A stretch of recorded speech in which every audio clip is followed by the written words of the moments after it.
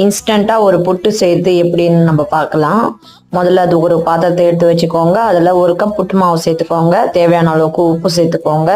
ஒரு வாட்டி நல்லா மிக்ஸ் பண்ணிவிட்டு நல்லா கொதிக்கிற தண்ணியை கொஞ்சம் கொஞ்சமாக ஊற்றி நல்லா கலந்து வைங்க.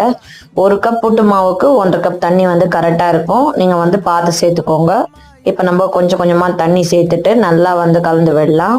இப்போ பார்த்தீங்கனாலே உங்களுக்கு தெரியும் ஓரளவுக்கு நல்லா அதிலே வந்து வெந்து வந்திருக்குன்னு பாருங்கள். ஒரு 5 நிமிஷத்துக்கு இதை நம்ம மூடி போட்டு அப்படியே வச்சுக்கலாம். 5 நிமிஷம் ஆச்சு, நம்ம திறந்து பார்க்கலாம். இப்போ 1/4 டீஸ்பூன் ஏலக்காய் தூள் சேர்த்துக்கோங்க. 1/2 கப் தேங்காய் சேர்த்துக்கோங்க. 3/4 கப் பொடி பண்ணி வச்சுருக்கிற ப்ரௌன் சுகர் சேர்த்துக்கிறேன். சேர்த்துட்டு நல்லா வந்து கலந்து விடுங்க. பாருங்கள், ரொம்ப சூப்பரான புட்டு ரெடி ஆகிடுச்சு. இப்போ கடைசியாக 1 டீஸ்பூன் அளவுக்கு நெய் சேர்த்துட்டு நல்லா கலந்துக்கோங்க. நல்ல வாசனையான புட்டு ஈஸியாக ரெடி ஆகிடுச்சு. இதோட ஃபுல் வீடியோவும் கீழே லிங்க்கில் கொடுத்துருக்கேன். மறக்காமல் செக் பண்ணி பாருங்கள். அப்படியே நம்ம சேனலுக்கு சப்ஸ்கிரைபும் பண்ணிடுங்க.